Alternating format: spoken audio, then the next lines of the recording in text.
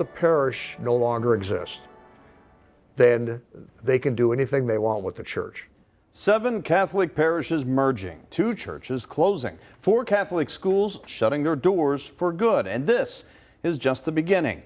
Under its Beacons of Light reorganization plan, the Archdiocese plans to consolidate 208 parishes into 57 families of parishes in the coming years. So the WCPO9 team takes a look at the growing pushback from local Catholics. It's a 2-part series, and tonight you will hear from parishioners who are fighting to stop the closures.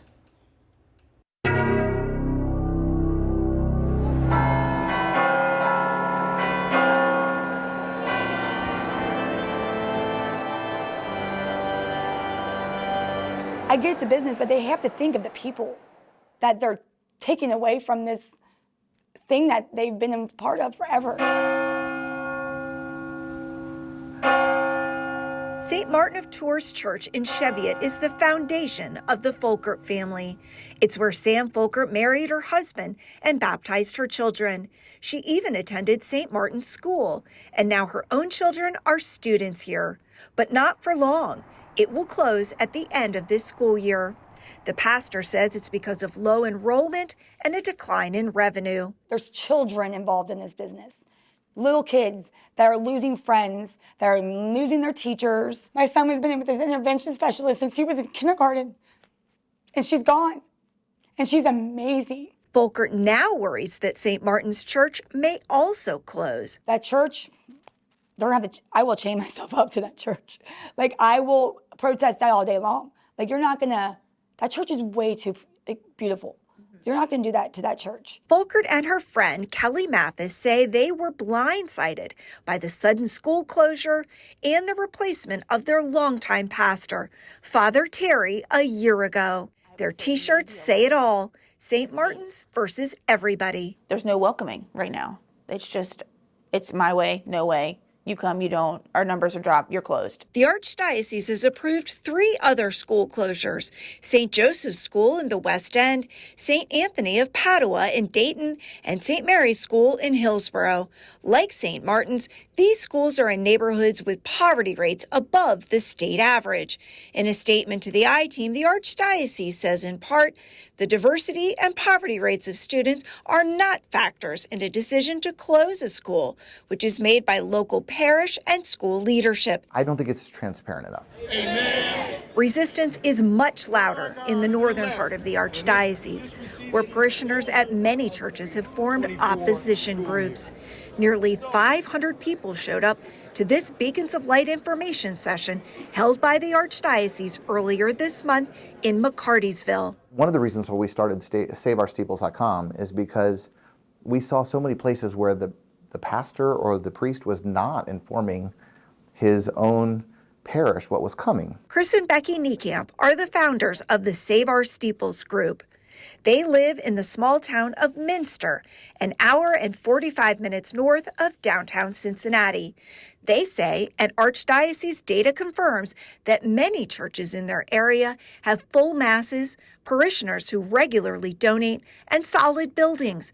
They don't think parish mergers or church closures are necessary here, but they still worry. We saw other dioceses that have already done this ahead of us, and they have torn down a tremendous number of churches. The Diocese of Toledo went through their own restructuring plan more than a decade ago. 3 churches were demolished last year, and the Niekamps traveled north to watch, taking this video. Yeah, it was moving. It made it much more real. Which gave us more fire. The Niekamps put on information sessions throughout the area for parishioners. They say the Archdiocese is not being transparent about the final outcome for many of these churches. Take St. Margaret St. John Church here in Madisonville as an example. The last Mass was in August of 2022. I spoke to several parishioners who said their pastor told him this property would not be sold. They were shocked to see a for sale sign go up a year later. In a letter to local Catholics in 2021, Archbishop Dennis Schnurr said the Beacons of Light restructuring plan is necessary because church buildings are grossly underutilized and priests and parish staff members are stretched to the limit.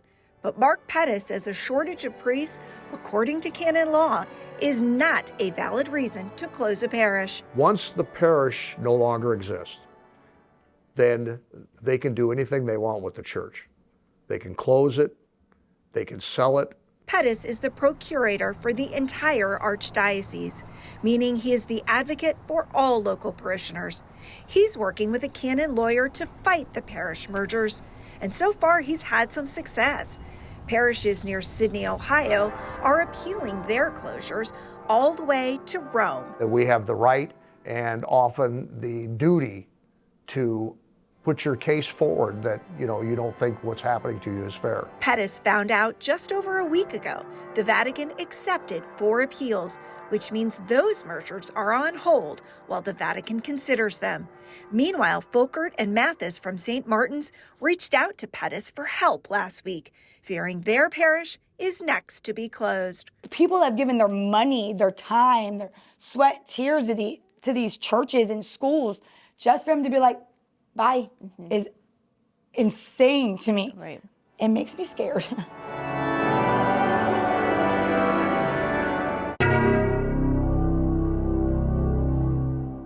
If you are worried about the future of your parish, tune in tomorrow night at 6 for a solution on what you can do to fight back. And if you want more information about which parishes are closing throughout the Archdiocese, you can go to ITM reporter Dan Monk's story. You'll find that on WCPO.com.